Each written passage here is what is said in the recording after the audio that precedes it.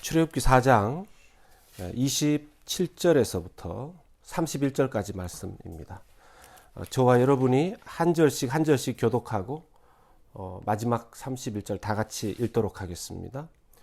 여호와께서 아론에게 이르시되 광야에 가서 모세를 맞으라 하시매 그가 가서 하나님의 산에서 모세를 만나 그에게 입맞추니 모세가 여호와께서 자기에게 분부하여 보내신 모든 말씀과 여호와께서 자기에게 명령하신 모든 이적을 아론에게 알리니라.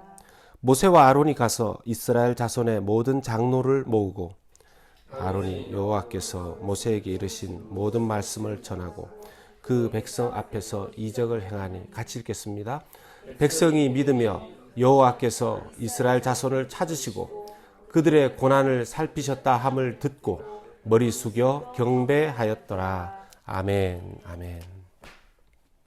오늘 출애굽기 4장 27절 31절까지 말씀 가지고 팀 파워이라는 제목으로 말씀 나누도록 하겠습니다. 좀 나온 지 좀 된 영화인데요. 라이언 일병 구하기라는 영화가 있습니다. 스티븐 스필버그라는 유명한 그 영화 감독이 만들었었는데요. 이 영화의 배경이 1944년 그러니까 제2차 세계대전 중에 연합군들이 노르망디 상륙 작전을 통해서 이제 성공시킨 직후였습니다. 그곳에 이제 많은 미군들도 연합군에 포함되어 있었는데 그때 갑자기 이제 특공대를 조직해서 라스네임이 라이언이라고 하는 일병을 구해오라 하는 그런 특명이 떨어진 것이었습니다. 왜 이렇게 라이언 일병을 갑자기 구하라는 특명이 떨어졌는가를 보니까요. 미국 행정부가 이 군대에 간 사람들 중에서 전사자가 나오면 그걸 받아서 이제 집에다가 그걸 알려줘야 되는 가슴 아픈 일을 하는데 그 몇 주 사이에 라스네임이 라이언이라고 하는 사람이 또 한 집의 전사자로 전달되어야 되는 사람이 3명이나 나온 것입니다. 어떻게 된 건가? 왜 한 집에 라스네임이 라이언이라는 남자 3명이나 전사자 명단에 있는가 보니까 그 집에 4명의 아들이 있는데 한꺼번에 다 전쟁에 참여를 했고 그 중에 첫째, 둘째, 셋째, 세 아들이 그 몇 주 사이에 다 전사한 겁니다. 마지막으로 막내 아들 제임스 라이언이 살아있는데 이 미국 행정부에서 봤을 때는 자칫 잘못하다가는 이 집에 모든 형제가 그냥 몇 주 안에 다 이 줄초상을 치르게 되었으니까 막내 이 제임스 라이언이라도 반드시 구해내야 된다. 이렇게 생각을 하고 미 행정부에서 사령부에 이걸 전달하고 사령부는 노르망디 상륙작전을 금방 이 큰 희생을 치르고 성공해낸 이 미군들 중에서 특공대를 조직하라고 명령을 내린 것입니다. 그래서 밀러 대위라는 그 주인공이죠. 그 특공대장을 위시로 해서 총 8명의 특공대가 조직이 되어서 이 라이언 일병을 구하러 뛰어든다는 내용입니다. 일반 내용과 영화가 해피엔딩으로 끝난다면 이 라이언 일병 구하기에 특공대 8명은요 다 죽습니다. 나중에 영화 결말을 보면 가슴 아프죠. 다 죽고 라이언 일병 혼자만 살아남습니다. 비록 영화 속의 이야기지만요 정말 이런 말도 안 되는 작전에 팀으로 우리가 부름받는다면 어떤 생각을 했을까요? 아마 이 특공대 팀 지금 적진에 뛰어들어가서 라이언 일병을 어디에 있는지도 잘 모르는데 그 친구를 찾아서 오는 과정이 자기의 생명이 위태롭다는 생각이 틀림없이 들었을 겁니다. 살려면 이제 그 다음날 출발하기 전까지 빨리 도망하든지 탈영을 하든지 그런 생각을 하지 않았을까 생각도 듭니다. 사실 예수님께서 이 땅에 오셔서 만든 조직하신 제자들, 사도들, 세상에 복음 전하기 위해서 조직하신 예수님의 첫 사명자들 팀이었습니다. 그런 그들에게 주어질 이후에 그들의 운명이 무엇이었죠? 라이언 일병 구해야 되는 특공대 팀 못지않게 그들의 고생은 예견되어져 있었습니다. 요한복음 16장 2절 말씀을 보면 사람들이 너희를 출교할 뿐 아니라 때가 이르면 너희를 무릇 너희를 죽이는 자가 생각하기를 이것이 하나님을 섬기는 일이라 하니라. 요즘은요, 이제 목회자도 잘만 되면 세상 부럽지 않게 살기도 합니다. 그런데 하물며 사도들, 그때 당시에 그 권위 있는 사도들이었다면 좀 더 어떻게 보면 대우받고 살아야 되지 않을까 생각이 드는데요. 그들의 현실은 전혀 그렇지 않았죠. 그들의 미래는 뭐였습니까? 출교였고 순교였습니다. 어쩌면 가룟 유다가 그 무리에서 빨리 벗어나는 게 살 길이다 이렇게 생각했던 것이 이해가 될 정도입니다. 그래도 스승을 은 30냥에 팔아서 죽게 하는 것은 그건 정말 잘못된 거지만요. 어쩌면 모세도 하나님께서 자신을 부르신 그 일이 얼마나 크고 자신이 감당할 수 없을 뿐만 아니라 이스라엘 백성들이 제대로 자신을 따라오지 않을 것은 불을 보듯 그도 알고 있었습니다. 그러니 자기의 나이 80세에 40년이나 양치기 생활하면서 세상에서 가지고 있었던 지식도 관계도 다 이제는 멀어져 간 그런 할아버지로서 무슨 자기가 이스라엘을 이끌어서 이집트를 탈출하겠는가. 아무리 생각해도 하나님이 말씀을 하신 것은 알겠는데 하나님이 눈앞에 나타나셔서 자기를 부르신 것은 이적을 막 베푸신 것은 알겠는데 그럼에도 불구하고 자신이 너무너무 없었던 것이죠. 그런 자신 없어 하는 모세를 향한 하나님의 대안은 형 아론을 너의 팀으로 붙여주겠다 하는 것이었습니다. 하나님의 설득에 못 이겨서 억지로 미디안 생활, 광야 생활 정리하고 이집트로 모세는 떠나고 있는 중에 오늘 이 본문이 등장을 합니다. 어디 가서 형 아론을 찾아야 되는지 모세는 몰랐습니다. 어떻게 형 아론을 찾아야 되는지. 40년 동안 편지를 주고받았을지도 않았을 거고요. 지금처럼 전화든 셀폰이든 전보든 아무것도 없는 시대 아닙니까? 형 아론을 이집트로 가서 형 아론을 도대체 어디 가서 수소문해서 찾아야 될지 가서 해결한다 생각했을 수도 있을 겁니다. 그리고 찾는다고 한들 찾아서 40년 동안이나 헤어져 있었던 형제지간이지 않습니까? 근데 갑자기 나타나서 자기가 하나님 만났다고. 그리고 하나님께서 자기를 이스라엘을 이끌어낼 지도자로 부르셨다고. 그리고 형님이 하나님께서 형을 자기의 이 대변자로 그렇게 하라고 하셨다고. 그 얘기를 하면 그게 믿는 게 쉽겠습니까? 너는 어디 있다가 40년 만에 동생아 나타나서 그런 얘기를 하느냐. 이럴 수도 있지 않겠습니까? 그런데요, 하나님이 그 시간에 형 아론에게 말씀하십니다. 출애굽기 오늘 말씀 4장 27절에 여호와께서 아론에게 이르시되 광야에 가서 모세를 맞으라 하시매. 하나님께서 아론에게 미리 말씀하시는 거예요.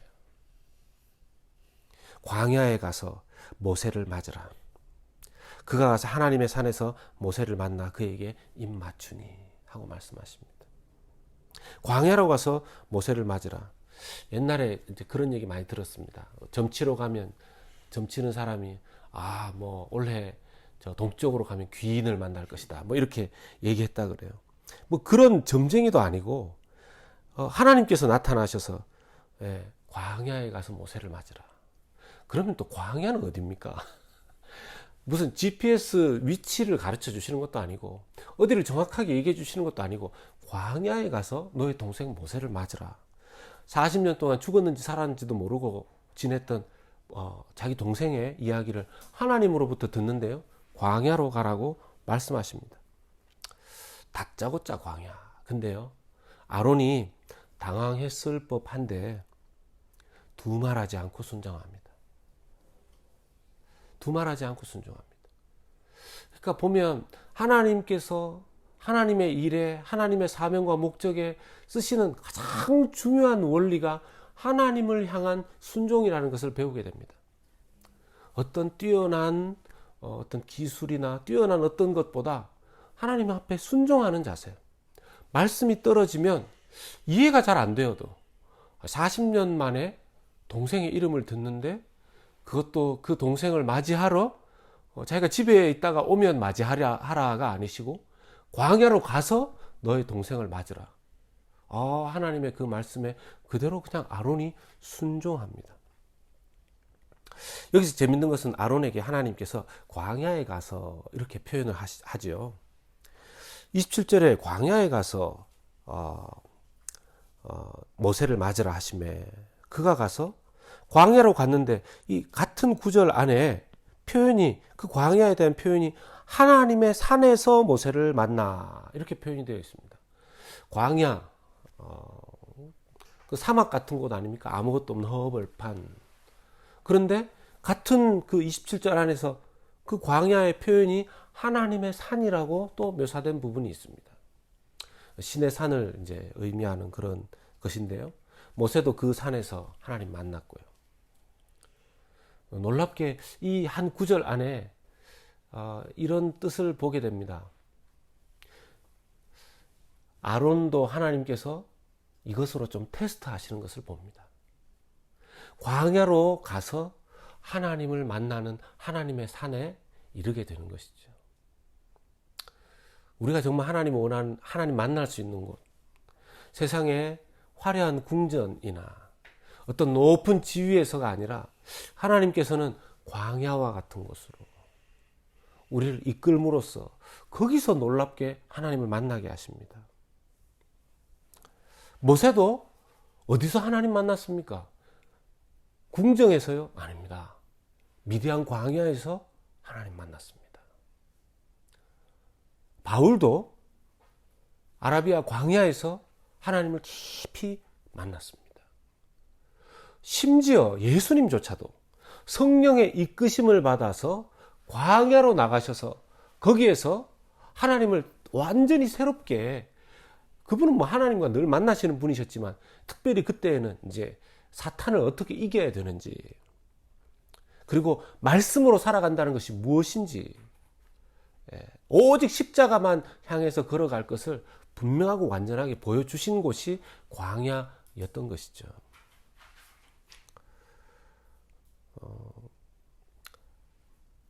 지금 어떻게 보면 하나님을 만나는 사람들이 언제 어떻게 좀 하나님 깊이 뜨겁게 만났는가를 보면요, 보통 자기 인생의 광야 때입니다. 잘 나갈 때 하나님 만났습니다 이런 분들을 잘 못 봤어요. 잘 나갈 때.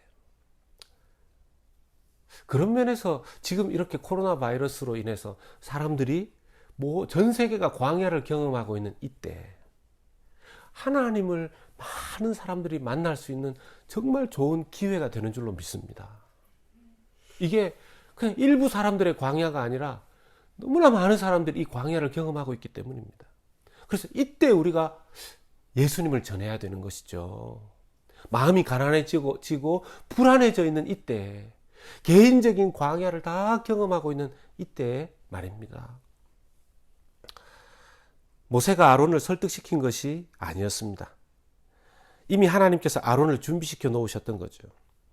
그런 부분에서 하나님께서 원하시는 하나님의 팀은요, 하나님께 순종하는 사람들로 구성이 됩니다. 광야로 가라 할 때조차도 순종하면서 가는 사람, 자신의 동생이며 그것도 40년 만에 갑자기 만나는 동생이라 할지라도 하나님 앞에서 팀을 이루고 리더십을 인정하는 아론을 통해서 하나님은 놀라운 팀을 지금 만들고 계시는 것이죠. 사실 그래서 모세와 아론이 이렇게 만나는 것을 통해서 그들의 사역은 공식적인 첫 출발을 이루게 됩니다. 말씀을 묵상하면서 참 재미있는 생각이 계속 떠올랐어요. 40년 만에 보통 만났으면, 이산가족 40년 만에 상봉했으면, 한국에서 그 남부 이산가족 이렇게 만나게 되면 어렸을 때 헤어졌던 오빠, 누이, 또 부모님, 친척 이렇게 만나게 되면 그렇게 하염없이 울면서 옛날에 그 우리 옆집 마을에 누구는 어떻게 됐니? 또 너는 결혼을 했니? 자녀는 어떻게 되니? 이런 이야기들을 미주알 고주알 나누지 않습니까? 40년 만에 만난 모세와 아론, 형과 동생의 사이예요. 그러면 형수님은 계십니까? 제수 씨는 누굽니까? 아이들은 어떻게 됐습니까? 그동안 어떻게 40년 광야에서 살았니? 뭐 형님은 어떻게 잘 지냈었습니까? 이런 이야기를 주고 받았을 것 같은데요. 성경에 기록은 없습니다. 저는 그런 생각이 들었어요. 이 사람들이 만나자마자 그냥 아예 이런 가정사 이야기는 나누지 않았나? 혹은 그런 이야기를 나누었어도 어쨌든 성경에 기록되지 않은 걸 보면 하나님 그걸 중요하게 다루시지 않았나 하는 생각들이 듭니다. 그럼 뭘 중요하게 하나님께서 다루셨다는 겁니까? 오늘 말씀을 보면요. 출애굽기 4장 28절에 모세가 여호와께서 자기에게 분부하여 보내신 모든 말씀과 여호와께서 자기에게 명령하신 모든 이적을 아론에게 알리니라. 그들이 만나서 나누었던 가장 핵심적인 이야기를 성경이 기록하고 있습니다. 뭡니까? 하나님의 말씀과 하나님의 기적입니다. 이적, 특별히 이제 사인이라고 되어 있는데요. 두 형제가 만나서 하나님 이야기한 것입니다. 하나님 내게 이런 말씀을 주셔서 형님 제가 여기 왔습니다. 아론 형님 제가 그 미디안 광야에 40년 동안 양치기 하고 있었는데 하나님 나타나셨어요. 이 80세가 된 저에게 하나님께서 이스라엘을 이끌어내라고, 내가 이스라엘을 기억하고 있고 저들의 탄식 소리를 들었다고 그렇게 말씀하셨어요, 형님. 그리고 저보고 그들을 이끌랍니다. 자신 없다고 하니까 저는 말도 잘 못한다고 그렇게 하나님께 애원했는데 하나님은 꼭 네가 해야 되는데 네가 그렇게 힘들면 형 아론을 붙여주시겠다고 그렇게 하나님이 이야기를 하셨어요. 그리고 제가 지금 가지고 있는 이 지팡이 던지니까 뱀이 됐고 하나님이 꼬리를 잡으라 그래서 꼬리를 잡으니까 그게 다시 지팡이가 됐어요. 하면서 하나님의 말씀과 이적을 아론 형님에게 얘기해 주는 겁니다. 아론은 하나님께서 왜 갑자기 동생 아론을 40년 만에 죄송합니다. 동생 모세를 40년 만에 그 이름도 정말 40년 만에 하나님으로부터 들어서 왜 가라고 하는지도 모르고 광야로 가서 순종하여 모세를 만났는데 만나고 나니 하나님께서 왜 두 사람 다시 만나게 하셨는지 그 이후에야 깨닫게 된 것입니다. 때로는요, 우리가 하나님의 일을 할 때 순종하고 나서 왜 그 일을 하라고 하셨는지 모르겠는데 순종 이후에 하나님께서 이해시켜 주시고 해석시켜 주실 때가 있습니다.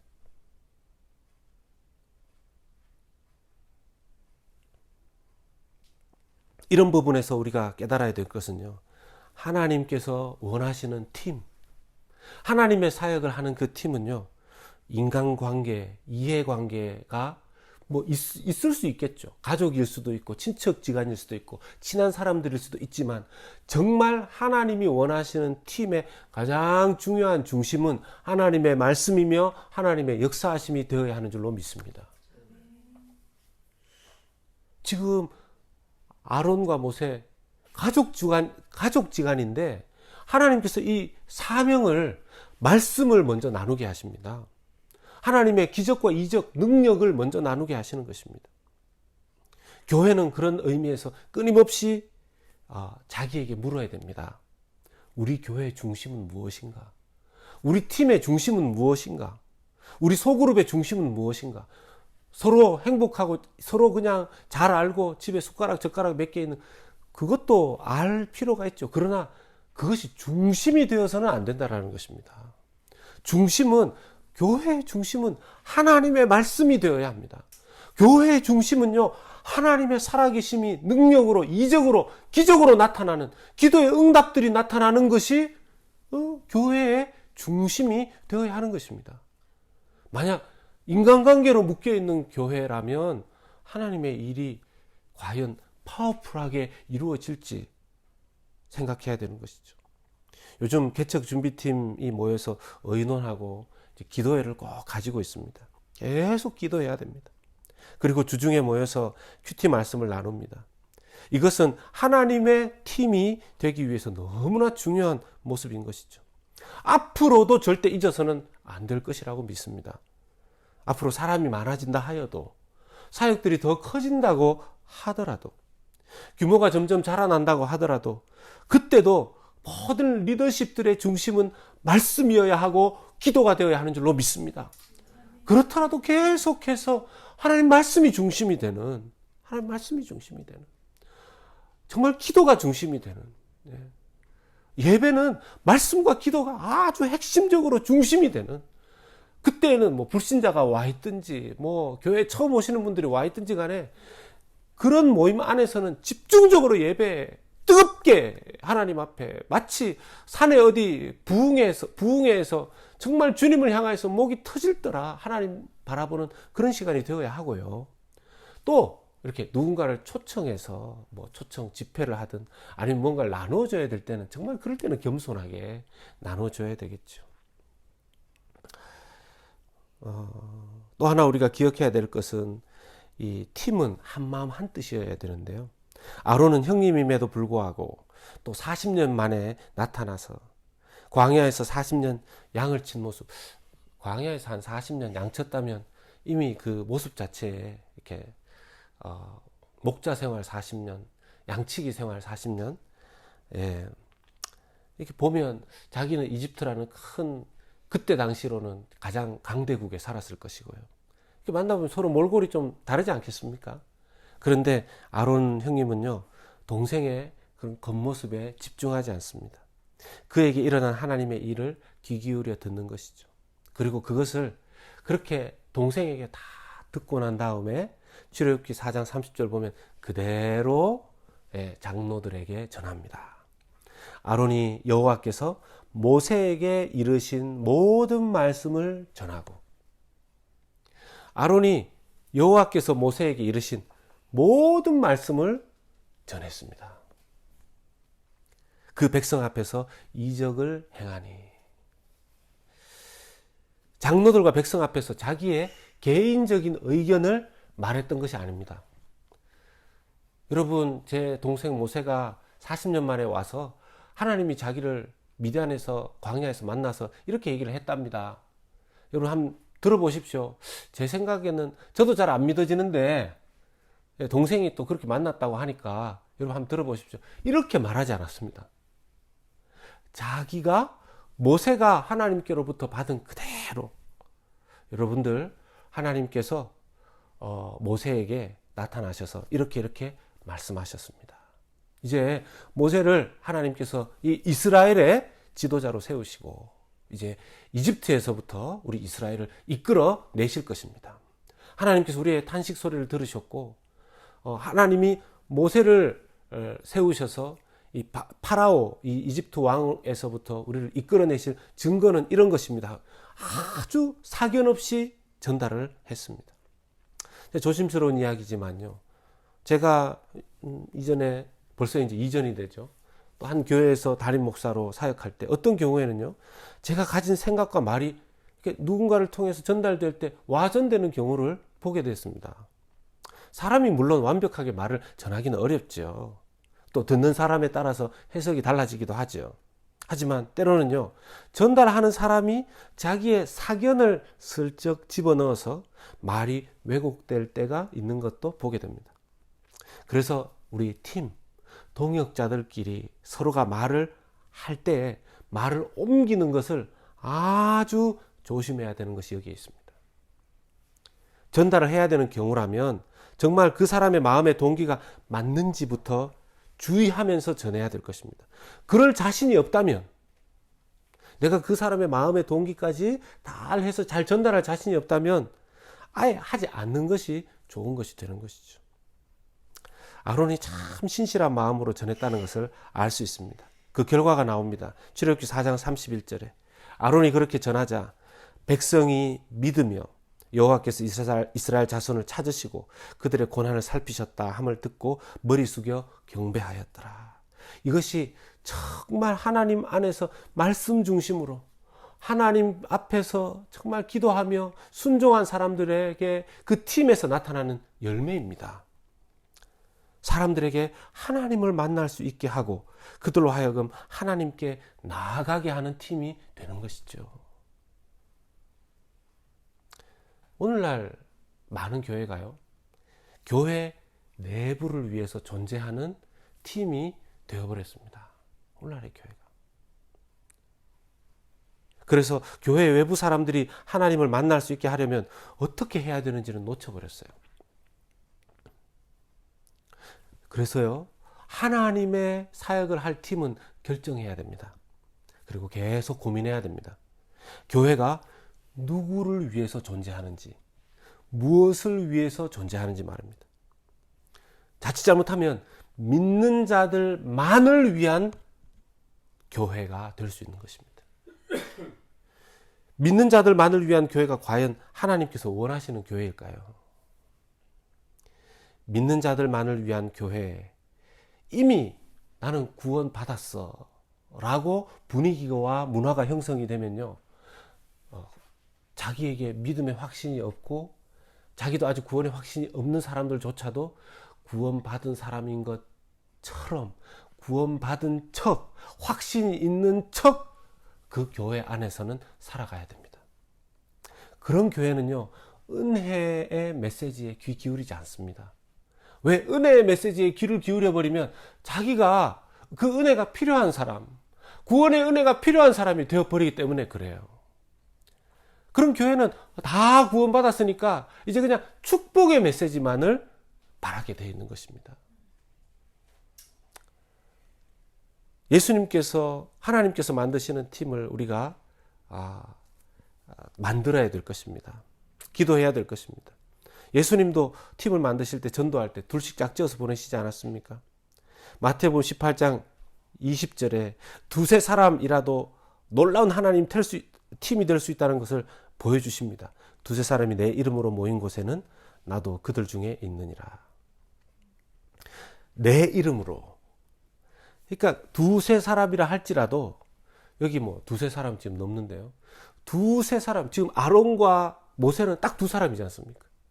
그 두세 사람이라도 하나님의 영광을 위하여 한 마음 한 뜻으로 모여서 그 두 사람이라 할지라도 하나님의 말씀을 서로 붙잡고 하나님의 능력을 사모하면서 모이면요, 그 두 사람으로도 모든 백성들이, 우리가 생각해 보면 그 백성들이 이스라엘 히브리 민족들 아닙니까? 그 전까지는 도대체 그 각 부족의 장로들은 뭘 한 것입니까? 그 전까지는 예배를 제대로 안 한 것입니까? 근데 왜 이제 와서 두 사람 나타났다고 이렇게 그때서 모든 장로들과 백성들이 하나님 앞에 고개를 숙이고 하나님 향하여서 경배하는 그런 일이 일어나는 것이죠? 이것이 어떤 리더가 그 앞에서 인도하느냐, 어떤 리더가 나타나느냐에 따라서 공동체가 달라지는 것입니다. 리더십 팀이 앞장서서 그 팀 두 사람이, 세 사람이 주님의 이름으로, 주님의 영광스러운 이름으로 사역할 때에 그런 일이 일어난다라는 것이죠.